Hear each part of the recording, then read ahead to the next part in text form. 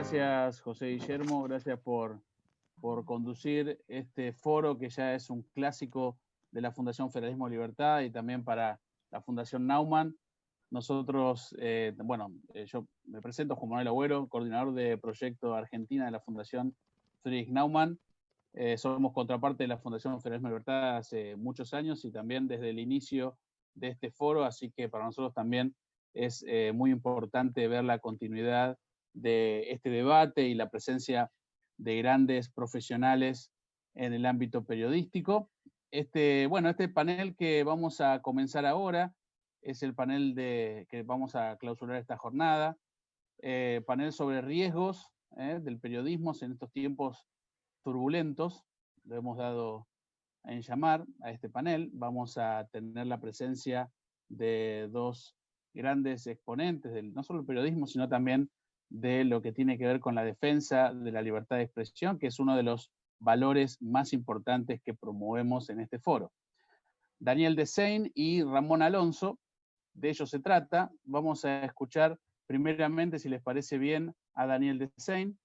Daniel Desein es presidente de la Comisión de Libertad de Prensa y expresidente de ADEPA, la Asociación de Periodismo Argentino, presidente del directorio de la Gaceta de Tucumán, vicepresidente regional de la Sociedad Interamericana de Prensa, es miembro de la Academia Nacional del Periodismo, del Foro Iberoamérica y de la Junta Directiva de la Asociación Mundial de Periódicos. Daniel Desein también ha participado en, creo, varios foros, no sé si estuviste presente en todos, Daniel, pero ya es también un gran conocedor de nuestros paneles, así que le damos la bienvenida a Daniel. Y bueno, ¿cómo es esto, Daniel, de ejercer el periodismo en tiempos turbulentos, ¿no? Uno ve permanentemente casos, no solamente en América Latina, sino también en Europa, después vamos a escuchar a Ramón, pero bueno, en Argentina todos los días lamentablemente tenemos que ver noticias en donde vemos ataques a periodistas en provincias, como recién quedamos todos estupefactos en Chaco, en la localidad de Río Bermejo, o bueno, en Santiago del Estero, periodistas detenidos de forma arbitraria, en manifestaciones públicas, también periodistas agredidos cuando cubren, digamos, esto se está convirtiendo lamentablemente en una profesión de riesgo real, el periodismo, Daniel. Sí, sin duda. Bueno, primero gracias por la invitación a la Fundación, a José, gracias Juan Manuel por la presentación, es un placer estar aquí nuevamente en este foro. Es un aprendizaje, ¿no? Que todos los ciudadanos del mundo vamos llevando adelante con nuestras actividades, con nuestra vida en los más distintos órdenes, porque la crisis del COVID-19 la atraviesa en todas sus dimensiones, y el periodismo tiene la dificultad agregada de tener que cubrir, ¿no? Cubrir la pandemia, cubrir un hecho con muy pocos antecedentes históricos, seguramente de mayor magnitud para todos los periodistas en nuestra vida, el acontecimiento que ya ha recibido la mayor cobertura, medida en cantidad de páginas, en cantidad de minutos en los distintos medios de toda la historia, y ir cambiando nuestra forma de trabajar a medida que los acontecimientos ocurrían, ¿no? De un momento a otro pasamos a trabajar de manera remota, con editores que trabajaban desde sus casas, pero con cronistas que estaban en las calles cubriendo sin saber muy bien cómo defenderse de los distintos riesgos, y mientras se iban generando sobre la marcha distintos protocolos que en muchos casos se aplicaron arbitrariamente, ¿no? Protocolos, reglamentos, legislaciones, ¿no? Intentando, muchas veces con buena intención, otras no, aprovechando el contexto, atropellaron libertades y entre ellas los derechos en los que se apoya la actividad periodística, ¿no? Con detenciones arbitrarias, hemos visto allanamientos de gendarmería, casos de ciberpatrullaje, ¿no? De persecuciones por las publicaciones de los periodistas referidas a casos de coronavirus, muchos en el interior profundo, hemos tenido en Salta, por ejemplo, en Pichanal, ¿no? Una localidad donde hubo una reglamentación específica sobre coronavirus que imponía multas, y hubo periodistas que fueron multados por sus notas sobre la pandemia. También Tucumán sancionó una ley que castiga la diseminación de noticias falsas en las redes a raíz de la pandemia, y eso choca con principios constitucionales, con estándares interamericanos que establecen que cualquier tipo de persecución, de pena vinculada a la información tiene que ser excepcional, tiene que tener en cuenta la intención del emisor, la magnitud y comprobar el daño efectivo, ¿no? Entonces, bueno, lo cierto es que la profesión enfrenta una situación muy compleja y me parecía muy interesante llevar adelante esta charla con Ramón. Ramón Alonso es director ejecutivo de la AMI, que es la Asociación de Medios Informativos de España, que es la organización hermana de nuestra ADEPA, ¿no? La Asociación de Entidades Periodísticas a nivel nacional. Con Ramón los dos formamos parte de la junta directiva del UANIFRA, que es la Asociación Mundial de Periódicos, el organismo más representativo en este caso a nivel global, y hemos encontrado en distintos congresos y reuniones en distintos lugares del mundo antes de la pandemia, compartiendo experiencias, y siempre había cierta distancia, ¿no? Y lo que hizo la pandemia fue unificar a nivel global como un gran tema que cubrió tomó toda nuestra atención, y en nuestro caso que teníamos charlas periódicas antes de la pandemia, empezamos a tener una conversación semanal a la que también participaban y siguen participando colegas de distintos lugares de América Latina, de Brasil, de Chile, de Colombia, etcétera, y Ramón era nuestro espejo de futuro, ¿no? Porque mientras en marzo recién en América Latina empezábamos a ver las primeras cuarentenas y la primera explosión de casos, desde España venían las malas noticias, ¿no? Al igual que desde Italia, donde la curva ascendía vertiginosamente y donde las distintas organizaciones y la industria periodística en particular tenía que empezar a improvisar protocolos de funcionamiento, y las charlas con Ramón nos permitían adelantarnos algunos pasos viendo cómo podíamos atajar muchas de las cuestiones negativas que surgen en todo este montaje, ¿no? de normativas y esquemas de funcionamiento desde el Estado o esquemas de funcionamiento interno para las organizaciones, y fue de un valor extraordinario, ¿no? Dentro de ese mar de incertidumbre en el que todos navegábamos, bueno, la experiencia de nuestros colegas europeos nos permitió reaccionar con mayores herramientas para prever distintos escenarios, ¿no? Y te diría yo como resumen, lo escuchaba Fernán que contó una cantidad de casos interesantísimos desde la experiencia de la Nación y desde su visión sobre lo que ocurrió en la Argentina en materia de libertad de expresión y en materia específicamente de las empresas periodísticas reordenando su sistema. Hubo fenómenos duales, contradictorios, ¿no? Por un lado, como bien decían, la audiencia explotó, teníamos una audiencia más cautiva que se volcó sobre los medios en particular, que multiplicó su interés, no solamente creció el tiempo de permanencia, sobre todo en las plataformas digitales o en las audiovisuales, sino al mismo tiempo también el nivel de atención, ¿no? A lo que se convirtió en primer lugar en un monotema. Todo era coronavirus, todas las secciones de los distintos medios tuvieron que volcarse al coronavirus, ya que múltiples actividades se cancelaban, ¿no? Se caía el deporte, se caía el espectáculo, caían una cantidad de actividades normales, y todo pasaba y se cruzaba con el coronavirus. Pero al mismo tiempo se derrumbaron los ingresos publicitarios, que en muchísimos medios es la única fuente de ingreso, y para todos es una fuente de ingresos muy importante. Hubo caídas del orden de hasta el 80% de la publicidad privada. En Europa hablábamos con Ramón, caídas hasta el 45%, no tanto, pero muy importante para lo que son los números europeos. Nosotros en Argentina y en América Latina estamos más acostumbrados a estos vaivenes, pero fue una cuestión de tener que multiplicar se multiplicó nuestra responsabilidad frente a esta audiencia que crecía y que demandaba cada vez más y que exigía mucho más en cuanto a la precisión, ¿no? Y a nuestra capacidad para poder procesar adecuadamente esa información que se multiplicaba también la desinformación, ¿no? Eso revalorizó nuestro rol, pero al mismo tiempo nos puso más presión.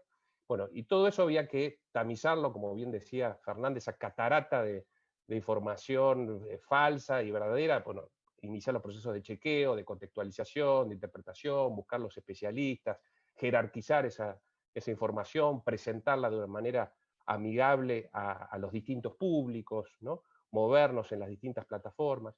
Y eso también lo que hizo fue acelerar tendencias, ¿no? Este es otro hecho que pasó en todos los medios del mundo, que fue que nuestro proceso de digitalización, en el que venimos ya hace 25 años desde el lanzamiento de nuestras primeras ediciones online, bueno, nos obligó a acelerar. El papel, por ejemplo, las plataformas tradicionales fueron golpeadas en la etapa inicial, y tuvimos que todos los sistemas de suscripción para buscar una monetización a través del canal de las suscripciones digitales y distintas estrategias para poder equilibrar nuestro modelo de negocios, nos obligó a acelerar en ese sentido. A España en particular es muy interesante el caso porque el diario insignia de la prensa española, el País, estaba lanzando su modelo de suscripción y todos los grandes diarios nacionales esperaban ese momento. Había casos de medios regionales, pero la gran prensa todavía no se había alargado, a diferencia de lo que pasaba en nuestro país con casos como los de Clarín, La Nación,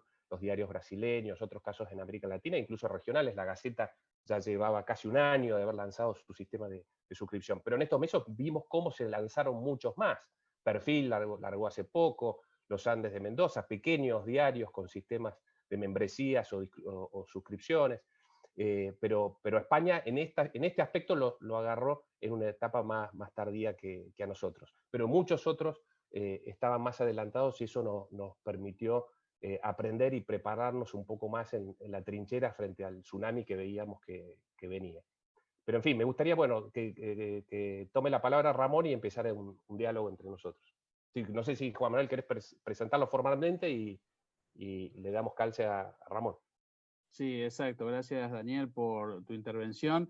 Y efectivamente vamos a presentar a Ramón, es nuestro segundo panelista del día de hoy. Ramón Alonso es director general de la Asociación de Medios de Información de España, es presidente de la Comisión de Prensa del Centro Español de Derechos Reprográficos, miembro de la Junta Directiva de la Asociación Mundial de Periódicos y de la Oficina de Justificación de la Difusión de España. Fue director general de Kiosco y más. Bueno, Ramón, Daniel hacía mención a todos estos momentos tan difíciles, no solamente para el ejercicio del periodismo, sino también para el negocio periodístico, para los medios, tiempos turbulentos que también pueden ser tiempos de desafíos y de oportunidades. Ramón, ¿cómo es tu visión? Sí, bueno, esto que comentas es un punto bastante interesante, sobre todo en la perspectiva de España. En España el desafío, bueno, toda la pandemia, lógicamente, nosotros, yo recuerdo que cuando empezamos a hacer los encuentros con lo que llamábamos un poco la mesa iberoamericana de prensa, en la que aceleramos todos estos encuentros para poder compartir experiencias. Me hacía mucha gracia cuando me decían que yo era el futuro, pero en realidad es cierto que en España y en Italia el proceso de digamos, de desarrollo del virus fue mucho más agresivo en un principio, y entonces eso nos obligó a hacer movimientos muy rápidos. Por ir un poco por bloques, perdón, no lo he dicho, pero muchísimas gracias a la Fundación Federalismo y Libertad por invitarme, a vosotros por darme la oportunidad, además por darme la oportunidad de tener un debate con mi buen amigo Daniel y bueno, y por poner un poco de manifiesto que realmente existe un puente invisible entre España y Latinoamérica que debemos ser capaces de desarrollar, porque nos unen muchas cosas y tenemos modelos de negocio que son parecidos. Decía que cuando empezó la pandemia, el primer ajuste que tuvimos que hacer, lo tuvimos que hacer muy rápido, era el ajuste de la cadena de valor. Este fue un punto que nos preocupó especialmente, y yo creo que fue la primera advertencia que hacía, que es, ojo, en el momento en el que empieza la pandemia, hay dificultades de distribución, hay dificultades de apertura de los puntos de venta, empieza a haber dificultades para que los periodistas puedan moverse libremente, no porque en España, que eso es cierto, en España no hemos tenido una dificultad para poder informar. Ahora hablaré de otras cosas que han sucedido, pero sí que es verdad que hubo que ajustar todas las redacciones muy rápidamente, que hubo que confinar a la población, y aunque el periódico era un bien esencial y por tanto los ciudadanos eran libres de ir a comprarlo, esto también pues provocaba que las caídas de venta fueron muy importantes y que los mensajes y los lenguajes periodísticos que hubo que utilizar variaron enormemente. Esto me lleva a dos puntos. Por una parte está el hecho de reconocer el enorme esfuerzo que hicieron, prácticamente eran héroes aquellos que decidieron en aquel momento seguir ofreciendo el servicio. No hablo tanto del servicio que daban los periódicos, que es nuestra obligación, y que los periódicos no han dejado nunca de informar, ni cuando había pandemias ni cuando había guerras. Los periódicos tienen que informar. Pero vender un periódico con el riesgo de poder ser contagiado por un cliente es algo que tiene mucho mérito, y distribuirlo también. Y además en unas condiciones en las que prácticamente no salía rentable tener abierto el kiosco. Entonces, esa parte fue una parte que digamos que nos dio un poco de aire fresco y nos dio una savia nueva para poder enfrentarnos a nuestro trabajo. Y luego los periodistas, la verdad es que hicieron un trabajo encomiable. El periodismo que se ha hecho en España durante la pandemia ha sido un periodismo de alta calidad, pese a las enormes amenazas que había, porque obviamente lo primero que sucedió fue que las noticias falsas empezaron a distribuirse de una manera demasiado rápida. Ni siquiera éramos capaces nosotros de poder frenar toda la rumorología que hubo alrededor de lo que sucedía en los hospitales, o de cómo se contagiaba, o qué métodos eran buenos para no ser contagiado. En España, por ejemplo, yo creo que en todo el mundo corrió un rumor de que si fumabas no cogías el coronavirus, y cosas mucho más vagas que había que ir frenando. Los medios, además, hemos demostrado en este tiempo, en esta forma de desarrollar el periodismo de calidad, valentía, porque hubo algunas circunstancias en España que fueron complicadas. Aquí en Madrid, que es donde estoy yo, hubo un momento en el que se tuvo que habilitar una pista de hielo como una morgue, y entonces había cientos de ataúdes dentro de esa morgue, y había muchísimo interés por las instituciones porque no se diera a conocer realmente lo que había ahí dentro. Y bueno, pues nosotros, en nuestro compromiso por la verdad, sí que fuimos capaces de fotografiar aquello, aun a riesgo de que eso pudiera poner, digamos, un poco el foco en los medios como un elemento desestabilizador en un momento de pandemia. Pero no era así. Era que nosotros en realidad queríamos poner también encima de la mesa el hecho de que detrás de una pandemia hay gente que muere. Y esa también es una forma de sensibilizar. Y entonces, con esta parte del periodismo de calidad, con esta parte de cambio un poco de hábitos en las redacciones, de un confinamiento express prácticamente sin ningún tipo de aviso, con una redistribución que se resquebrajaba y que no nos permitía vender, con grandes dificultades económicas que provocaban ajustes muy rápidos, lo que vimos fueron oportunidades. Es verdad lo que decía Daniel, había un momento en el que era complicado, no teniendo sistemas de pago, ponerlos en marcha, porque lógicamente en un confinamiento ningún medio quiere ser el primero en decir a partir de mañana vas a tener que pagar para leer noticias tristes. Pero habíamos hecho un poco el trabajo previo, y por eso yo soy optimista en una serie de estrategias de captación de usuarios registrados, que una vez que se abrió y ya vimos que podíamos empezar a abrir sistemas de pago, han dado unos resultados excelentes. Esto lo que ha permitido ha sido pelear un poco con la gran paradoja, y ahora os dejo seguir hablando, la gran paradoja que se producía cuando nunca has tenido tanta audiencia.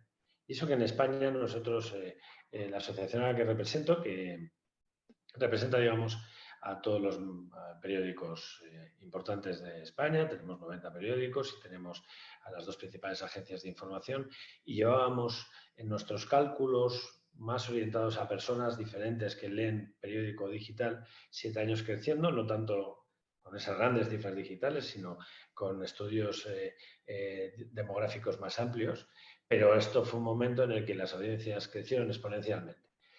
Los ingresos cayeron exponencialmente, y entonces estábamos en una paradoja: cuanta más audiencia, menos ingresos, y esto era algo que nos ponía un poco en un brete. Y el hecho de que consiguiéramos sacar adelante la estrategia de suscripciones digitales, lo que nos ha permitido es mitigar en cierto modo el efecto negativo de la pérdida de papel.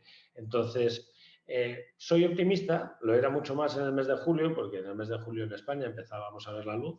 Ahora parece que volvemos a la época de las tinieblas, pero creo que hemos demostrado, primero, que somos capaces de hacer un gran periodismo; segundo, que somos capaces de adaptar nuestras estructuras para mantener los medios saneados, con dificultades, pero saneados; y tercero, que vemos más cerca un futuro que probablemente sin pandemia todavía estaría un poco lejano. Entonces, dejadme que al menos del el mensaje positivo de que donde hay una dificultad también hay una oportunidad, y yo creo que eso en España se ha sabido aprovechar bastante bien.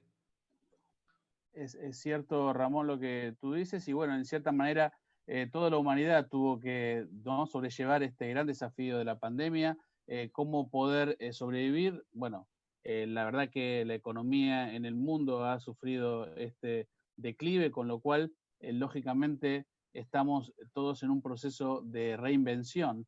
Y en esto quisiera consultarle a los dos, porque no solamente la pandemia del COVID-19 nos trajo este panorama, sino también cómo los gobiernos reaccionan a esto y cómo los gobiernos intentan comunicar sus políticas, digamos, para frenar, ¿no?, el nivel de contagio y demás. En este sentido también el periodismo, bueno, es blanco también de críticas, blanco de, bueno, presiones. ¿Esto ustedes cómo lo manejan en Europa? Bueno, acá en el caso de Argentina.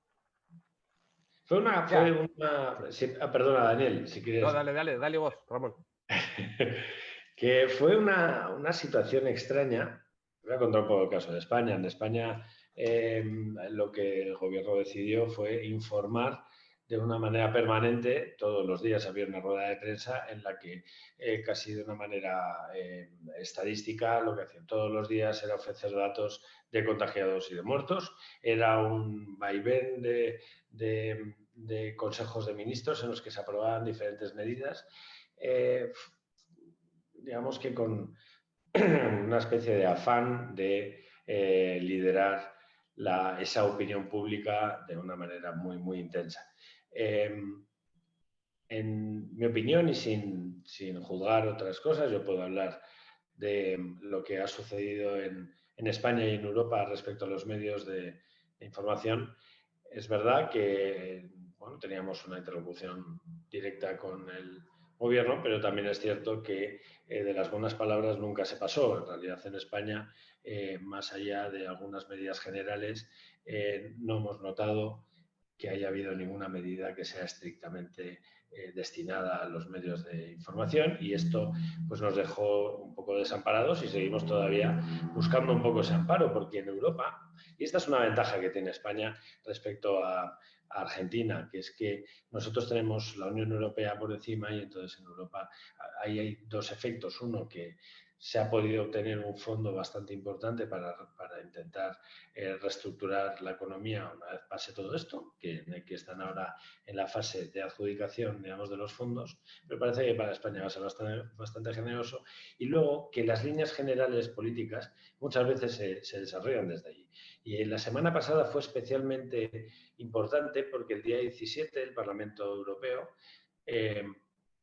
solicitó a los países miembros que ayudaran a los medios de información, a la prensa, al sector de la prensa, porque entienden, y nosotros entendemos, que una democracia sana es una democracia en la que los medios de información están sanos, y necesitamos digamos que solo una población bien informada puede tener un buen criterio, y para eso era esencial que los medios pudieran salir adelante. Y esto, ese mismo día, la Comisión Europea, que digamos que es un poco el órgano de gobierno de la Unión Europea, también presentó unas líneas generales de actuación en las que decía explícitamente que había que ayudar al sector de la prensa a salir adelante como uno de los sectores estratégicos en Europa. Este concepto, que aparentemente no vemos que haya entendido con mucho cariño nuestro gobierno, sí que es un elemento vital en Europa, y entendemos que dado que nosotros demostramos que podemos seguir haciendo un periodismo de calidad en cualquier circunstancia y hacer el mayor esfuerzo, también entendemos que los medios necesitan el apoyo de las instituciones si somos esenciales en la democracia, que creo que lo somos y creo que todo el mundo lo entiende. También deberíamos serlo a la hora de poner palancas que nos permitan sobrevivir. Perdona, Daniel, porque te he cortado. No, por favor. Es muy interesante la pregunta sobre la relación de los gobiernos y la pandemia. Y si vemos el principio, ¿no? Es decir, cómo reacciona el gobierno chino. Y ahí lo que vimos es que reaccionó con restricciones a la difusión informativa, y allí se perdió tiempo valiosísimo, ¿no?, a nivel global, ¿no?, para aprender mejor, para prepararse mejor frente a la expansión del virus. luego se planteó si los gobiernos dictatoriales tenían mejores herramientas en una crisis de esta naturaleza respecto de los democráticos, que son más deliberativos, ¿no es cierto? Tienen menor capacidad para contener manifestaciones públicas o para imponer conductas. Pero vimos algunos ejemplos muy virtuosos, ¿no? Como Corea del Sur, como Taiwán, Japón, que llevaron muy bien, siguen llevando bien adelante la pandemia. Probablemente hay temas culturales, hay temas de costumbre frente a virus similares en el pasado, distintos elementos. Luego vimos cierto caos en Europa en particular, primero en Italia, después en España, ¿no? Luego en América Latina, en países como Brasil, por ejemplo, en el propio Estados Unidos desde ya. Y otra vez aceleración de tendencias, ¿no? Como decíamos recién, así como se aceleró la tendencia a la digitalización en muchísimos órdenes, se aceleraron las tendencias autoritarias de gobiernos hostiles con la libertad de expresión. Pasó en Cuba, mayores restricciones, pasó en Venezuela, detenciones, ¿no? Abusos de todo tipo, pasó en la Nicaragua de Ortega, etcétera, etcétera. Y esa es una de las grandes preguntas, ¿no? Si seremos capaces, las democracias, de mantener intactos las bases que sostienen nuestro sistema de convivencia, el cuidado de las libertades para no generar daños innecesarios. Y ayer, mira, ayer lo escuchaba a Felipe González en una conferencia que dijo algo interesante. Él dijo, populismo es dar respuestas simples a problemas complejos, ¿no? Y en esta pandemia vimos muchas respuestas simples a problemas complejos, falsas dualidades, ¿no? Esto es salud o economía, ¿no? Y eso mismo uno lo puede trasladar, salud o libertad, o salud o democracia, o salud o muchas cosas, ¿no?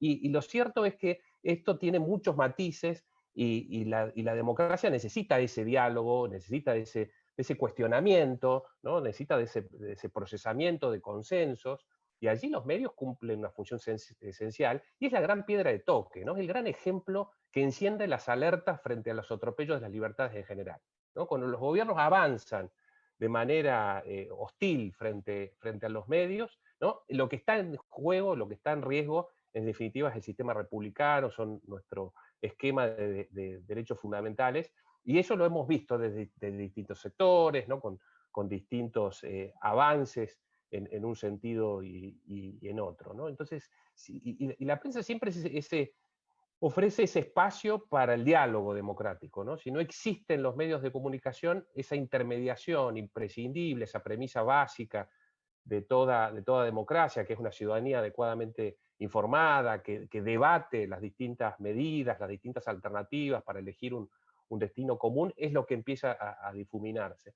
Y esa es la gran prueba, ¿no? Hay grandes pensadores que han reflexionado mucho sobre la pandemia, como Byung-Chul Han o como Harari, que planteaban eso, ¿no? De esta situación solamente vamos a salir con una gran cooperación, no solamente dentro de los respectivos países, sino entre todos, una gran cooperación global, ¿no? Enfrentando, coordinando, consensuando medidas, y allí nuestro esquema básico de libertades y la función específica del periodismo juega un rol determinante, ¿no? Haciendo adecuadamente su trabajo, pero también ofreciéndose como plaza pública para que ese grande...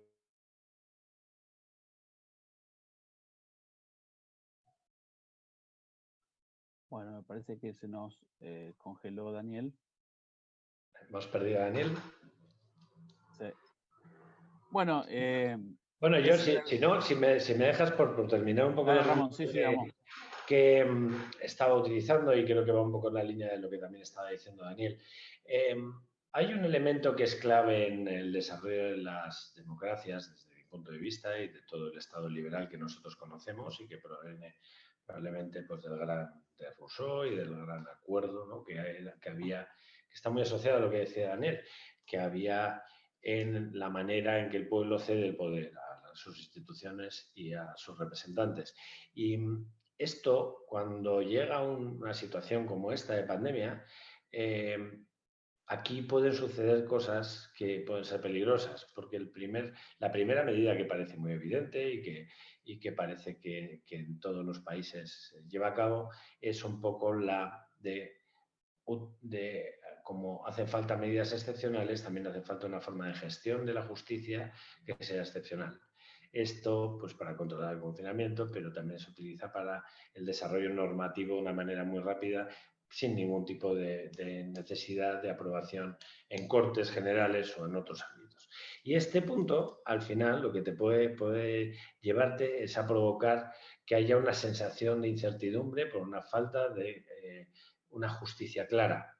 Si no hay una justicia clara, ahora creo que está entrando Daniel, si no hay una justicia clara, la población normalmente tiende a la incertidumbre.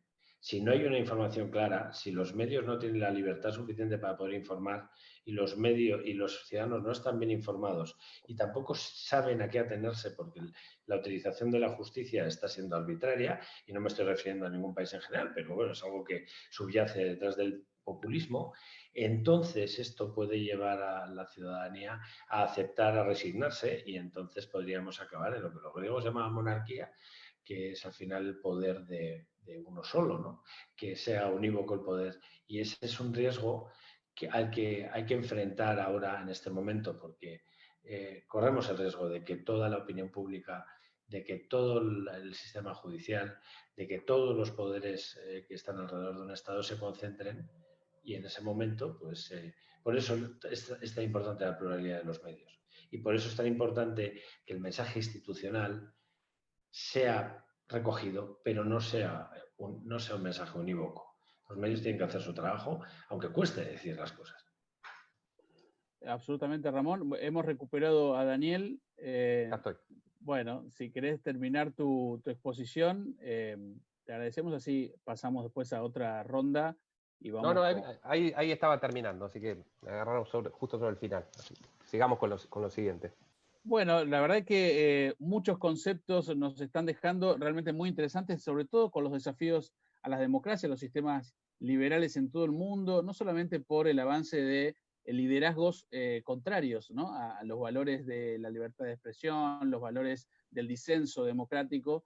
Eso es realmente lo que preocupa y uno ve en cada momento.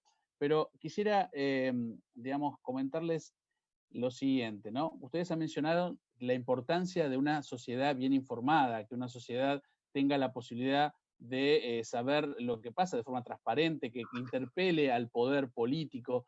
Pero, bueno, por lo menos en Argentina, no sé cómo es la situación en Europa, pero hemos visto en los últimos tiempos del avance de lo que se llama un periodismo militante, ¿no? Un periodismo que es lisa y llanamente la voz de los poderes de turno, y que no solamente, digamos, hacen una defensa, digamos, de su ideología, o que tal vez uno podría llegar a decir, bueno, eso es también parte de la democracia, sino una forma de en cierta manera, diseminar noticias que no son ciertas o que dudan, o por lo menos intentan manipular. Digamos, este fenómeno, ¿no?, como nosotros le decimos, el periodismo militante, ¿es un fenómeno nuevo? ¿Es algo que vino para quedarse, digo? No, es un fenómeno viejo. De hecho, el periodismo nace militante, ¿no? Si uno repasa los primeros diarios de los distintos países, nuestros diarios, ¿no?, nuestros diarios que nacen en la etapa prerevolucionaria, principios del siglo XIX, y luego tenemos el primer diario patrio con la Gaceta de Mariano Moreno, ¿no? Vemos los títulos de muchos de los diarios centenarios, emblemáticos, en distintos puntos del país, ¿no? Diarios como La Capital de Rosario, La Nueva Provincia de Bahía Blanca. Bueno, ya expresaban un proyecto político, que era casualmente convertirse en la capital del país, por un lado, o en una provincia nueva, en el caso del sur de la provincia de Buenos Aires. La Nación de Bartolomé Mitre, ¿no?, un hombre, el primer presidente constitucional de la Argentina. Entonces estaba ligada a esas ideas liberales que representaba cada uno de sus fundadores. Y si vemos nuestros tres primeros presidentes constitucionales, Mitre, Sarmiento, Avellaneda, no solamente fueron periodistas, no solamente desarrollaron buena parte de su ideario a través de la prensa y debatieron a través de la prensa, ¿no?, las peleas, por ejemplo, de Sarmiento y Alberdi, sino que esos tres presidentes al mismo tiempo dirigieron y fundaron diarios, ¿no? Entonces, la Argentina, como muchos otros países, son hijas de los diarios, son hijas del libro, son hijas de esos productos culturales, pero ese periodismo nace de la mano de la política y de la defensa de ideas muy marcadas, ¿no?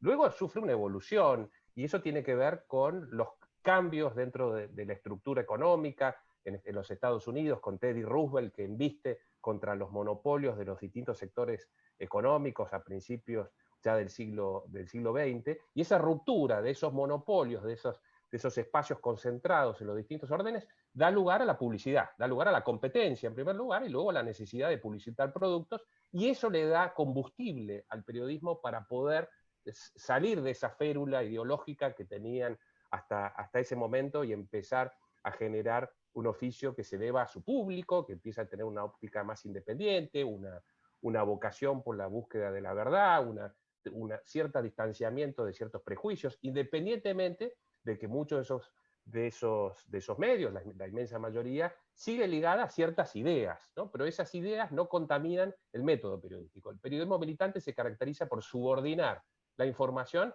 a ideas previas, ¿no? El periodismo profesional lo que hace es seguir adelante protocolos para chequear esa información, para procesarla adecuadamente, presentarla de manera honesta, ¿no? Tratar de tomar distancia y de ideas preconcebidas, ¿no? De tomar conciencia de los propios sesgos que puede tener todo periodista, todo medio y también su propia audiencia, ¿no? Y reconocer cierta afinidad en la línea editorial que puede tener un medio, como es típico en Europa o en los Estados Unidos, donde un medio editorialmente dice a qué candidato apoya, por ejemplo, ¿no? O con qué partido está ligado, algo que pasa en España, y que no ocurre en general en la Argentina de manera tan explícita. Uno puede ver líneas editoriales más o menos generales, pero no apoyos o embanderamientos más tan explícitos, pero independientemente de esas afinidades, sí lo que se impone en el trabajo periodístico es esa vocación por seguir adelante con esos protocolos rigurosos de la búsqueda de la verdad y al mismo tiempo el culto a la diversidad, a la pluralidad de ideas y demás. Eso en momentos, en circunstancias, en contextos, con gobiernos intolerantes, se hace difícil porque la presión respecto de la crítica, respecto de una mirada fiscalizadora de lo que hace el poder, y allí aparece la función central, ¿no? que es poner en cuestión lo que el gobierno plantea, representar al ciudadano en la puesta en discusión de las distintas medidas que un gobierno impulsa. Bueno, allí se genera esa tensión, ¿no? Cuando el periodismo renuncia a esa función, se subordina, ¿no? Queda adicto a un gobierno, bueno, esa función central para la vida democrática es que generar esa discusión con puntos de vista diversos se quiebra, ¿no? Y eso vemos que muchas veces se ocurre a través de mecanismos de censura directa, ¿no? Ataques muy explícitos, gobiernos abiertamente autoritarios, pero muchas veces, como hemos visto en América Latina, a través de lo que se llaman los mecanismos de censura sutil. Son censuras disfrazadas que van más por el costado económico, como preguntaban en la sesión de Fernán, a través de la pauta, medios que se construyen con la pauta o que se alinean a través de la pauta o de concesiones en el mercado audiovisual, o que se rinden a la presión judicial, ¿no? A través de la presión a los propios, al escrache, a la estigmatización de los periodistas. Bueno, un conjunto de medidas que muchas veces se ensayan de manera simultánea para intentar presionar sin que se note demasiado y, en definitiva, ir eliminando esa molestia que es un periodismo que pregunta, un periodismo que cuestiona, un periodismo que pone en el tapete las inquietudes de la ciudadanía, ¿no?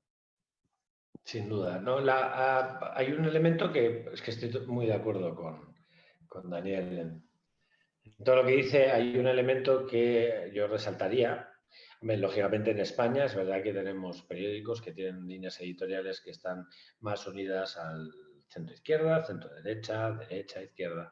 Pero eso al final es plural y está bien, y normalmente una misma información siempre se puede enfocar de varias maneras diferentes sin mentir en ninguna de ellas. Entonces ese es el cristal a través del que estás mirando, ¿no? Pero a mí hay un elemento que me preocupa y que me ha preocupado mucho durante la pandemia, que es el hecho de la utilización de las redes sociales para silenciar a los medios.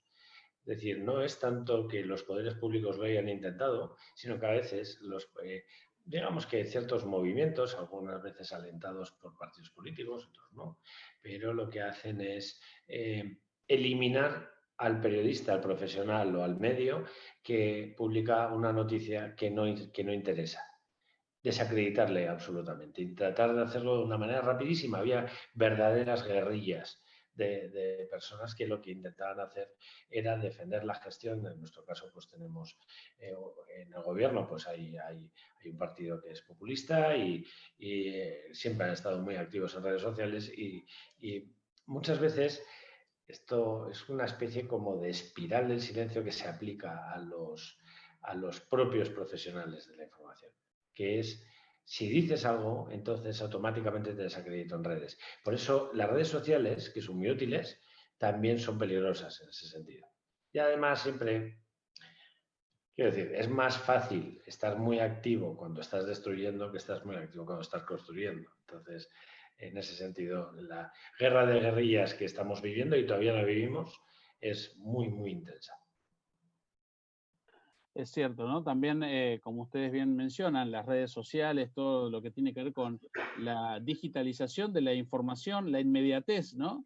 La necesidad de que los consumidores tengan de forma rápida respuestas o tengan acceso, o ellos mismos se convierten, ¿no? El consumidor mismo se puede convertir en un relator periodístico, ¿no? Esa posibilidad que nos da los medios han hecho que también eso se sume a ser parte de esta problemática. Eso justamente hay un montón de, digamos, de proyectos de parte de gobiernos que intentan, por ejemplo, limitar el uso de redes sociales o limitar o ver mecanismos para evitar la propagación de fake news. Digamos, ¿eso es posible? ¿Ustedes ven posible que haya una regulación que garantice estar a salvo de la desinformación? Mirá, es peligroso. El tema de las redes, de las grandes plataformas en general, tiene muchas aristas y que han evolucionado mucho los cuestionamientos respecto de distintos órdenes en los últimos años y en esta pandemia en particular, ¿no? Vimos con el escándalo de Cambridge Analytica, con la elección de Trump, primero la contaminación del proceso electoral, ¿no? La afectación de la voluntad del electorado en un proceso democrático tan importante como ese, el uso de los datos privados de manera inconsulta, con distintos propósitos, ¿no? La destrucción de una cantidad de sectores por la desintermediación, la posición monopólica o el abuso de posición dominante, ¿no? El conflicto con los propios medios con respecto a la publicidad, por ejemplo, o el uso de los contenidos donde Europa nos ha mostrado un camino muy importante, eso seguramente se va a referir Ramón, que sabe mucho de ese tema. Y luego las noticias falsas. Efectivamente, las redes en particular son el terreno fértil para su diseminación, y eso afecta a todo el ecosistema digital y afecta el nivel de institucionalidad de nuestros países y provoca enormes daños. Pero al mismo tiempo hay regulaciones en esos campos que muchas veces son abusivas porque introducen sanciones que pueden terminar afectando al propio periodismo, a los ciudadanos en general, a la libertad de expresión en particular. Y ahí, en el caso nuestro, nosotros impulsamos medidas de estrategia preventiva, ¿no? Apoyando básicamente a los medios de comunicación, que para usar una metáfora sanitaria, por un lado son la terapia frente a esta patología, que es la epidemia de las noticias falsas, y al mismo tiempo también son una vacuna, ¿no? Previene y también cura, ¿no? Porque efectivamente la desinformación lo que hace es generar una distorsión en los elementos que conoce, que maneja el ciudadano y con los cuales participa en los distintos órdenes de la vida, incluyendo la vida institucional, y eso genera enormes daños a nivel individual y colectivo en las distintas comunidades en las que participa, y eso es lo que en definitiva está en riesgo. Pero hay que tutelar adecuadamente esa libertad de expresión y al mismo tiempo frenar esa epidemia con esas estrategias. Pero luego está lo otro, las otras regulaciones en el campo de la propiedad intelectual, en el campo de la posición de los monopolios o de la posición dominante, ¿no? Y en ese sentido, eso va en la misma línea, que es proteger al periodismo, proteger a los generadores de contenidos para que puedan seguir cumpliendo su función, que es inviable, que no hay un horizonte posible si los contenidos que genera el periodismo no están tutelados, ¿no? Si finalmente son aprovechados por terceros que lucran con esos contenidos y los medios se desfinancian a través de esa vía, ¿no? Pero bueno, Ramón sabe mucho de eso. Bueno, aquí hay dos, por cerrar el primer aspecto, que es el tema de las redes sociales. Yo también, a mí me parece que a veces es muy peligroso intentar establecer sistemas de control respecto a lo que el usuario, el lector está opinando, salvo que sea, evidentemente, estemos hablando de opiniones cuasi delictivas o fake news que en un momento dado puedan tener algún efecto pernicioso o lo que fuera. Pero también creo que las plataformas deberían asumir su responsabilidad y deberían tener la capacidad de autorregularse. Yo en este sentido siempre he sido muy liberal, si queréis. O sea, creo que el principio de autorregulación es el que en general, si se hace con buenas prácticas, es el que en general es más efectivo que la regulación automática por parte de las instituciones o de los gobiernos. Entonces, yo ahí creo que plataformas como Facebook, como Twitter, como Instagram, lo que fuera, deberían tener también un mayor o hacer un mayor esfuerzo a la hora de controlar la información que se está emitiendo, y esta parte de la que estábamos hablando de las noticias falsas.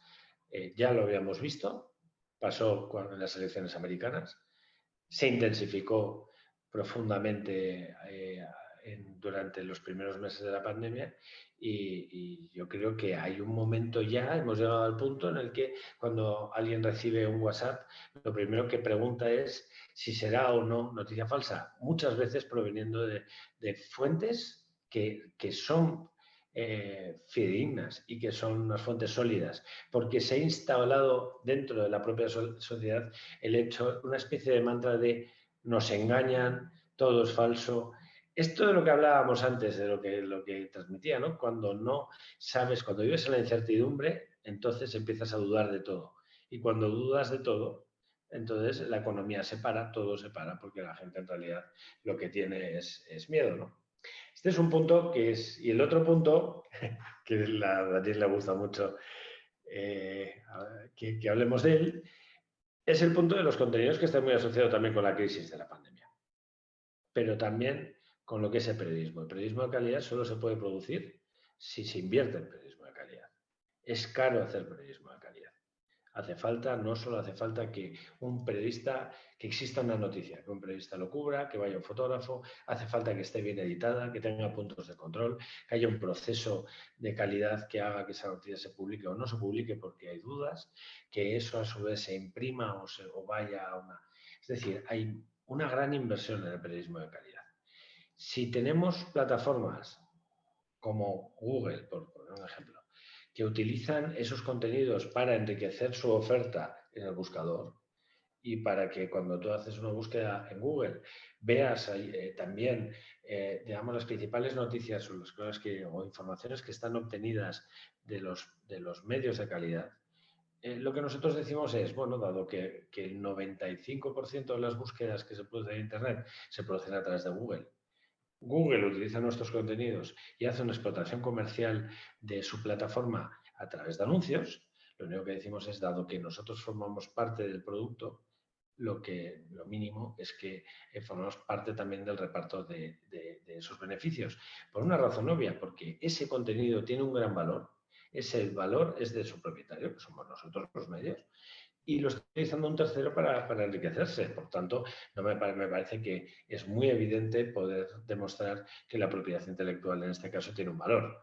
Y esto, además, cuando estamos en un sistema en el que la cadena de valor, por hablar de la otra, de la publicitaria, también está controlada por esa misma plataforma, por ese mismo gigante.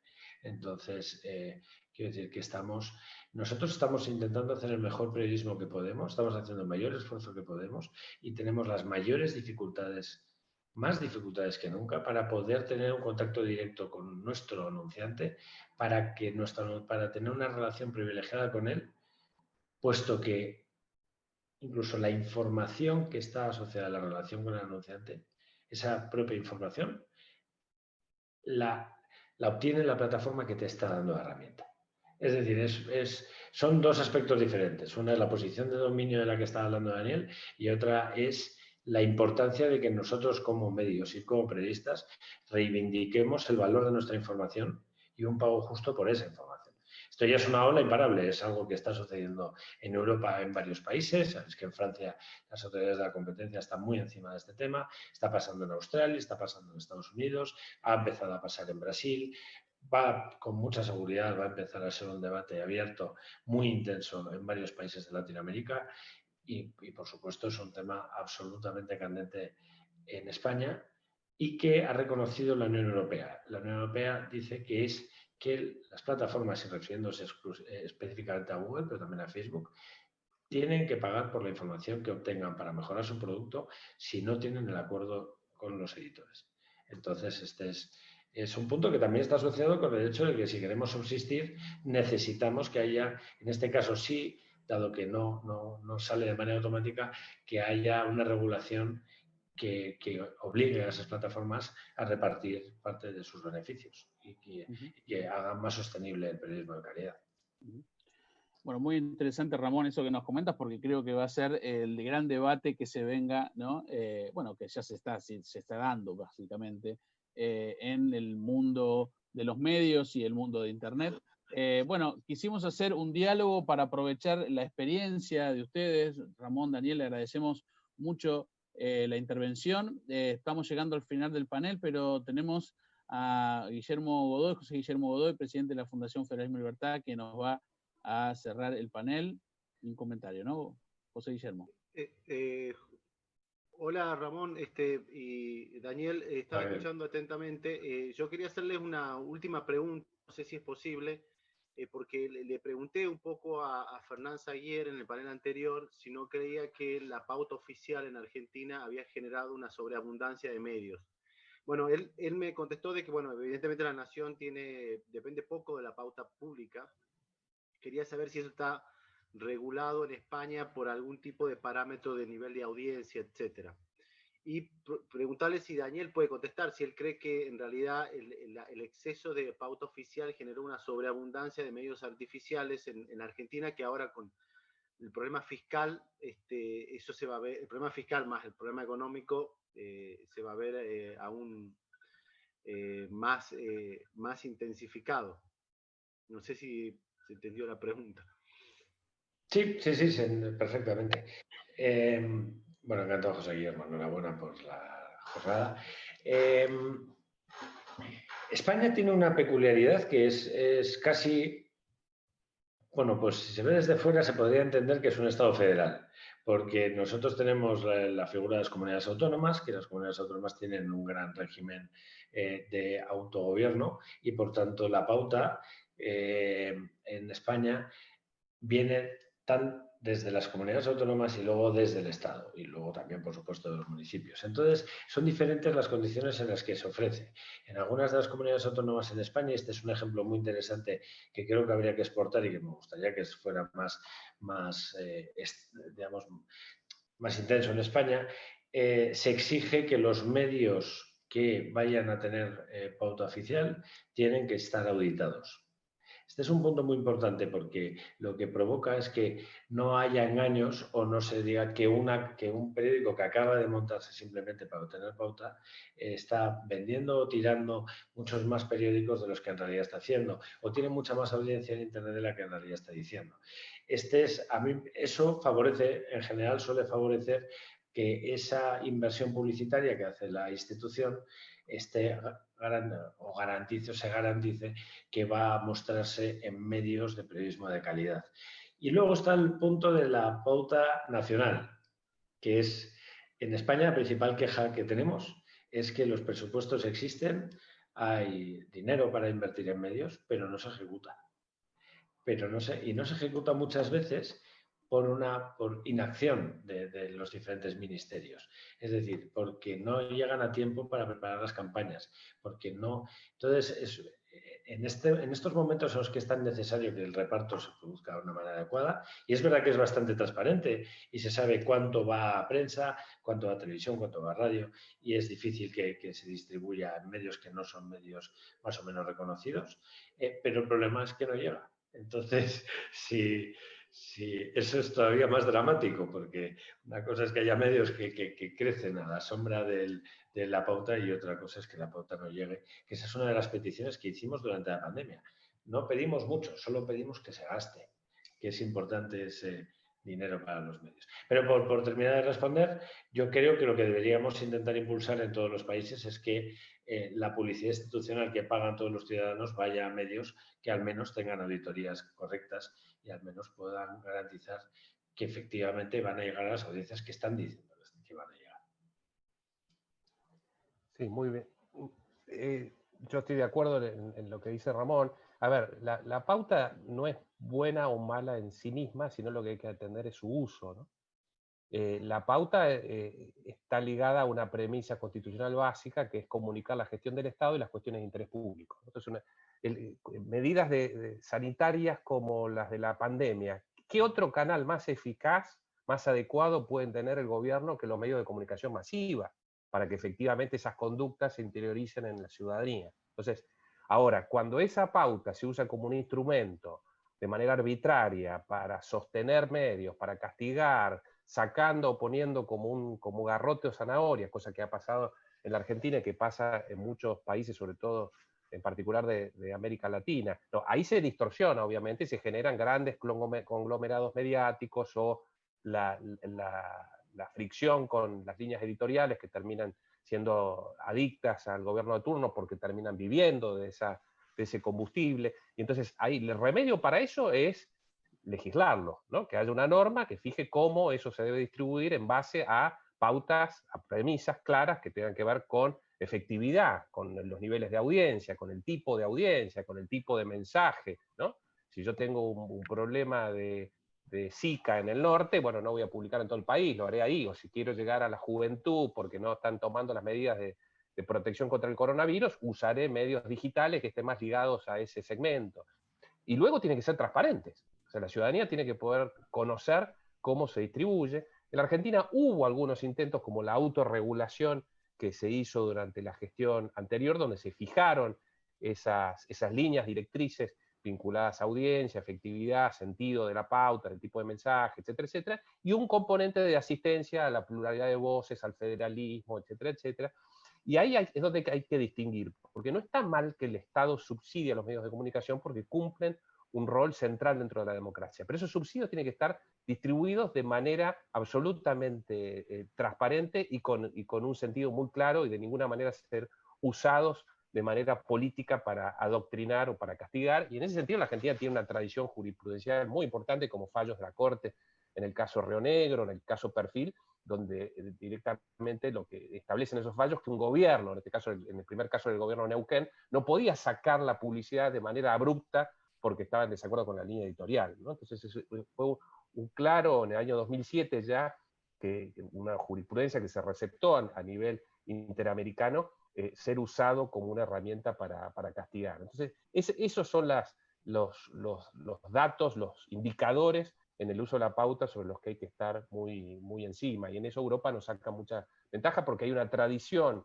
¿no?, de apoyo del Estado a los medios de comunicación, siempre mayores niveles de transparencia, de normatividad y menores niveles de discrecionalidad a la hora de la distribución de fondos públicos en general.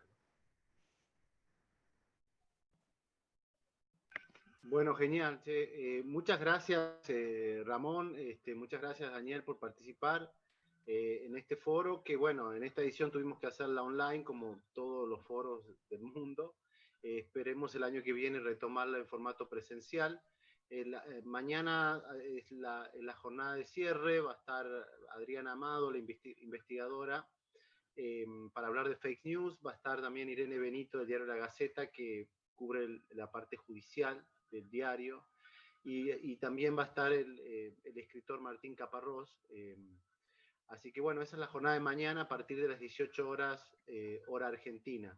Les agradezco mucho y espero en un futuro poder hacer este programa de manera presencial y que Ramón conozca Tucumán y pueda comer empanadas y disfrutar de la provincia. Estaré encantado de acercarme, que solo hay que cruzar un charco nada más. Bueno, Bueno, muchas gracias, José, muchas gracias, Juan Manuel, Ramón. Placer y gracias por muchas gracias por la invitación. Ha sido un placer. Gracias.